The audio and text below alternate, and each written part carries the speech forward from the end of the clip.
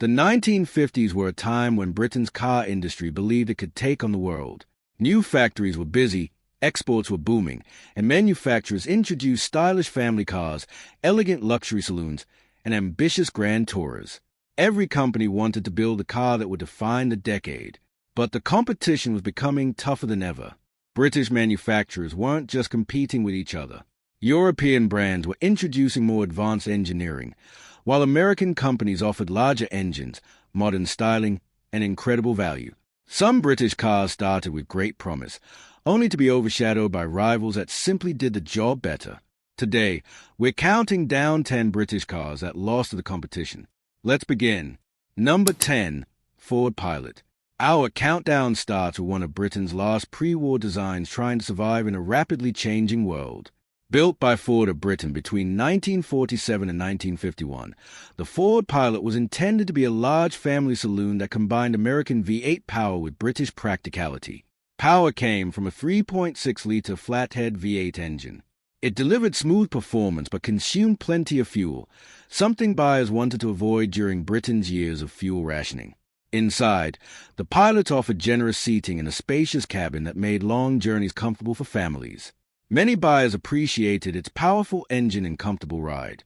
Unfortunately, it was already beginning to look outdated. Its suspension and overall design belonged to an earlier era, while rivals such as a standard Vanguard introduced more modern styling, independent front suspension, and better fuel economy.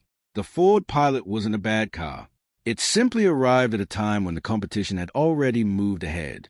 Number 9, Hillman Minx. The Hillman Minx had been one of Britain's dependable family cars for years. During the early 1950s, Rootes continued improving the Minx with updated styling and practical features aimed at everyday motorists. Power came from a reliable side-valve four-cylinder engine that was easy to maintain and economical to operate. Inside, the cabin offered comfortable seating and good visibility, making it a sensible family choice. Owners valued its reliability and straightforward mechanical design. However, across Europe, the Peugeot 203 was setting new standards. Its overhead valve engine, independent front suspension, 4-speed gearbox, and refined ride made it feel considerably more modern. Compared with the Peugeot, the Minx felt conservative and technically outdated. Although sales remained respectable in Britain, it struggled to impress buyers looking for the latest engineering. Number 8, Standard 8. Introduced in 1953, the Standard 8 was designed to put affordable motoring within reach of thousands of British families. It was simple, economical, and inexpensive to own.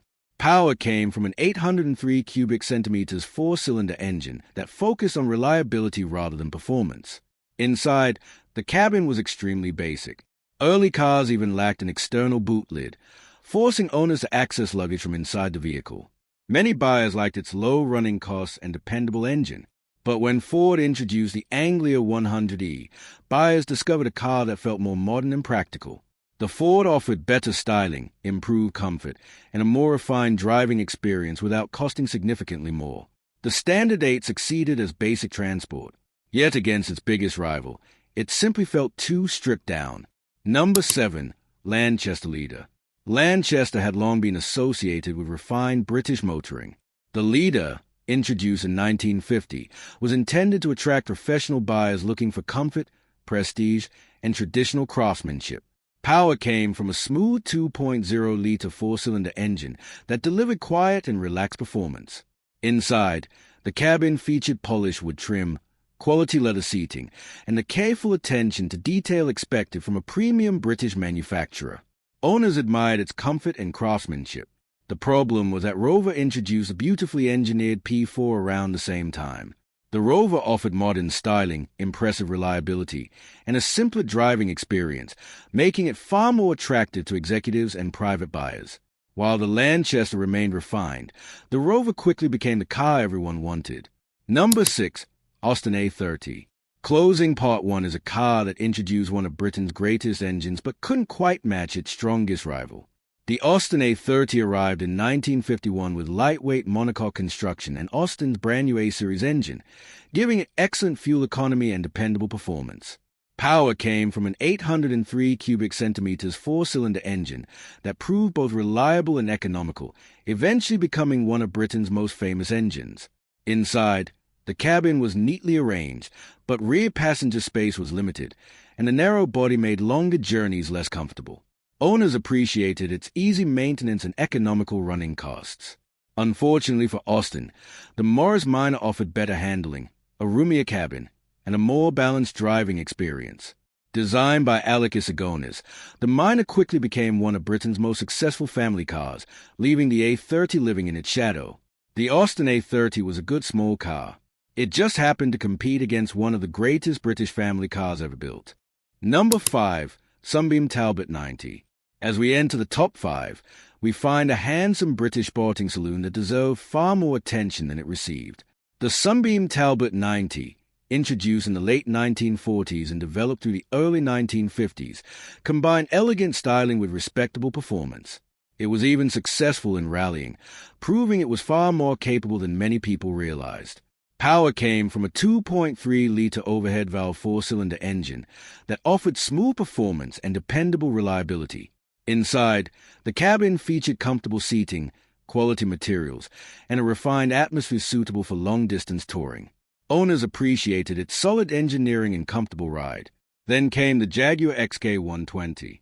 With its breathtaking styling, advanced twin-cam six-cylinder engine, and genuine 120-mile-per-hour performance, the Jaguar instantly became one of the world's most desirable sports cars.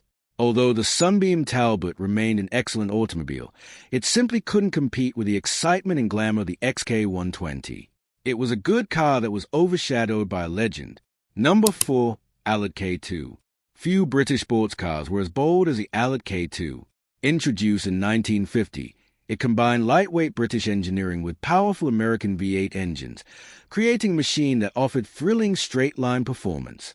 Depending on the customer, the K2 could be fitted with Cadillac or Ford the Fifth 8 power, giving it tremendous acceleration for its day.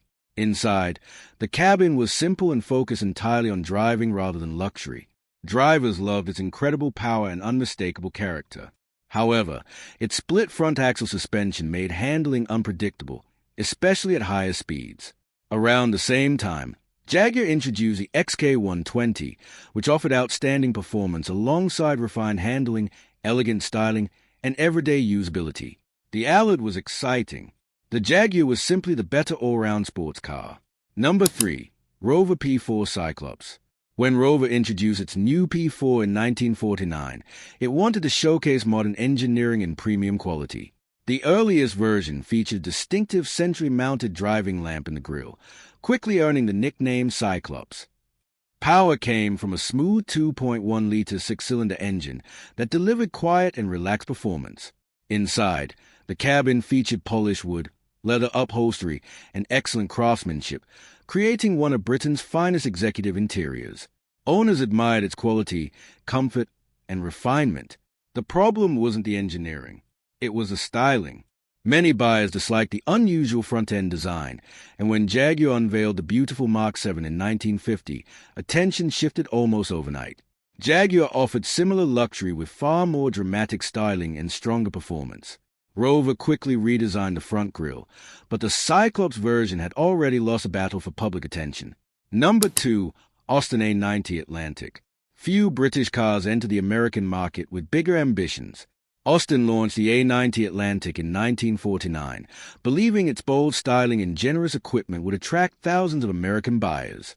Power came from a 2.7-liter four-cylinder engine that was reliable but lacked the effortless performance expected by American customers. Inside, the Atlantic offered comfortable seating, quality trim, electric windows, and impressive equipment for its era. Many admired its distinctive styling and luxurious interior. Unfortunately, it arrived just as powerful American V8 cars, such as the Oldsmobile 88, were redefining performance. Buyers could purchase larger, faster, and often less expensive domestic cars, leaving the Atlantic with little chance of success. Instead of becoming Britain's American success story, it became one of its biggest export disappointments. Number 1. Daimler Conquest. Taking the number 1 position is a luxury car that had every reason to succeed. Introduced in 1953, the Daimler Conquest was designed to attract buyers who wanted prestige without stepping up to the company's larger and more expensive models. Power came from a 2.4-liter six-cylinder engine that delivered smooth and refined performance, although many expected greater power from such an expensive luxury saloon. Inside, the Conquest showcased beautiful wood veneer, leather seating, and the exceptional craftsmanship that had long defined the Daimler name. Owners praised its comfort, refinement, and traditional luxury. But the competition had changed. The Rover P4 offered outstanding reliability and excellent value, while Jaguar's Mark 7 combined luxury with remarkable performance and modern styling. Against such strong rivals, the Conquest struggled to stand out despite its quality. It wasn't because the Daimler was a poor car. It simply found itself competing against two of Britain's finest luxury cars.